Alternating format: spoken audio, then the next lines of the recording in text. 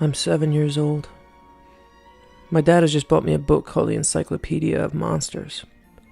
And after we'd read aloud from the section on zombies, he realizes he'd never seen Dawn of the Dead and rents it. I come home from school one day and see this. We're in it! Now how the hell are we gonna get back? Who the hell cares? Let's go shopping first! Watch it! Watch it! Hey! Let's get the stuff we need. I'll get a television and a radio. Oh, lighter fluid! And sharp! Okay. Oh, how about a big coat?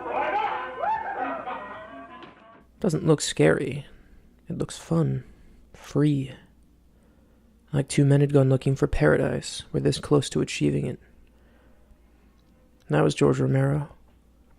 That's where his interests and sympathies lay. With a working class population looking for their piece of land, their bliss, the freedom to say no. Maybe that's why zombies always appealed to him. They turned the country's class struggles, something he saw from the eye of the storm as a young man in New York and Pittsburgh, into a cannibalistic free-for-all. The police turn against everyone, the government abandons its people, the rich get richer. There's no pretense anymore. The simmering resentment the upper class can barely mask for the lower class shifts from subtext to text. I got enough of my own place. You mean here in the green? Yo, why not? I'm sorry, Mr. DeMora, but there's a very long waiting list. For how long? Well, this is an extremely desirable location. Space is very limited. You mean restricted, don't you? Well, I do have a board of directors, and I have a membership committee.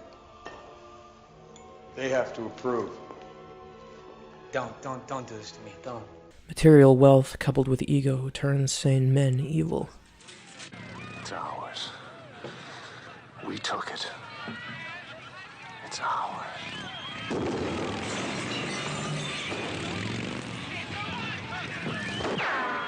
They couldn't see that in a world where the dead walk, wealth and status don't matter any longer. The bitter irony was now anyone could be free, if only they knew how to stay alive and uncorrupted.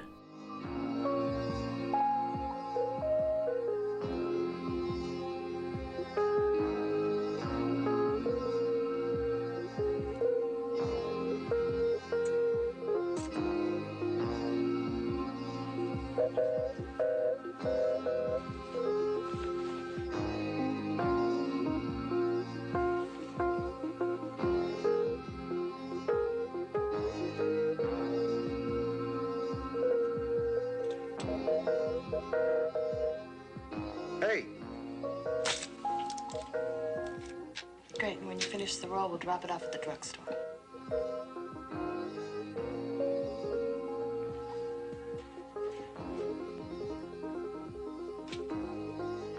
Like John Carpenter, Romero battled for money to make his art most of his adult life, even though he'd changed horror cinema forever with Night of the Living Dead, a Vietnam-era Molotov cocktail thrown at the comfort audiences expected from their genre films. Romero wanted to show how ugly the world really was, and who was really suffering. His films were about the poor and the forsaken, and he loved them unabashedly, mistakes and all. His final film was savagely received, and that may have contributed to a near 10-year period of inactivity before his death last month. This is a tragedy because Survival of the Dead, a deeply weird but singularly Romero-esque western, is one of the most searing chapters in the book on tribalism, and the search for happiness he'd been writing with every film he made during his career. The film is a loose remake of William Wyler's The Big Country. And I ain't never seen a meaner, lower, more stinking yellow hypocrite than you. Now, you can swallow up a lot of folks and make them like it, but you ain't swallowing me. I'm stuck in your craw, Henry Turrell, and you can't spit me out. You hear me now? You rode into my place and beat my men for the last time, and I give you warning. You set foot in Blanco Canyon once more, and this country's gonna run red with blood till there ain't one of us left. Now, I don't hold mine so precious, so if you want to start, here. It trades Western grandeur for the claustrophobic New England woods. There's been enough killing for one day.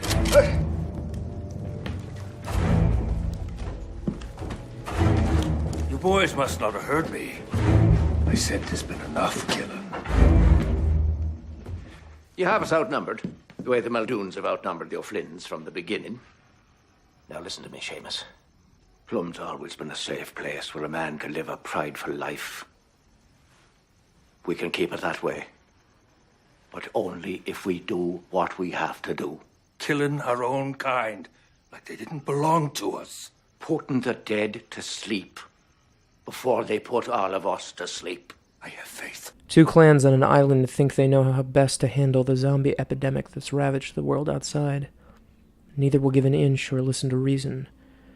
Their points of view and pride are too precious to them. Romero was still able to wring pathos out of the difficult job of saying goodbye to your loved ones and your way of life, even after 40 years of making movies about zombies and being henpecked by producers. He still cared about people, still knew their pain, could still capture the soul-deep sting of loss. The look in the eye of someone hoping to once again hold those whose touch we took for granted.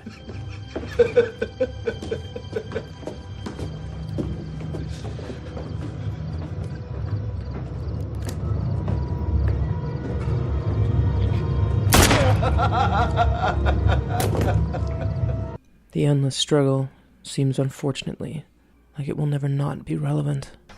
In an us versus them world, someone puts up a flag, another person tears it down and puts up his own. Pretty soon no one remembers what started the war in the first place, and the fighting becomes all about those stupid flags.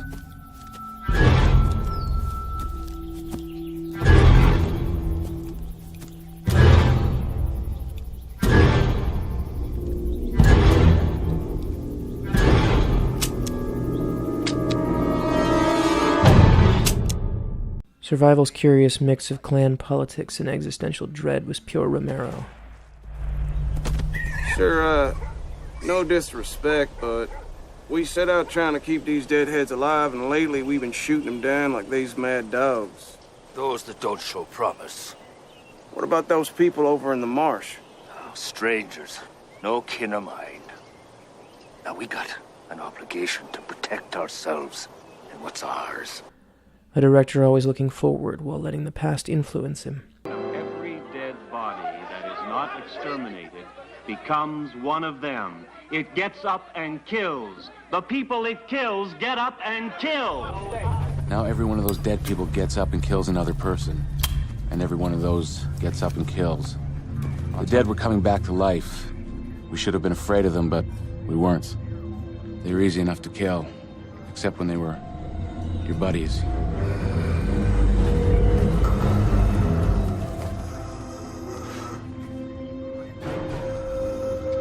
It's time. He never forgot, but he never stopped learning either. His most endearing quality may have been that he never ceased imagining that there could be a place for the poor and tired to finally find peace. We don't get a lot of visitors out here, and we like it that way. Here it is. The Ritz. Madam?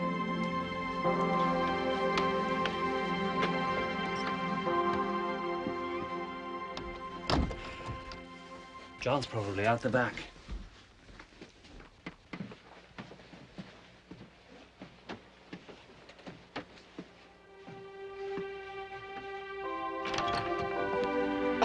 Hey! Well, what do you know? To feel like their own masters. All we had to do was let go of the rituals and cruelties, but some still grip the old world like a life preserver.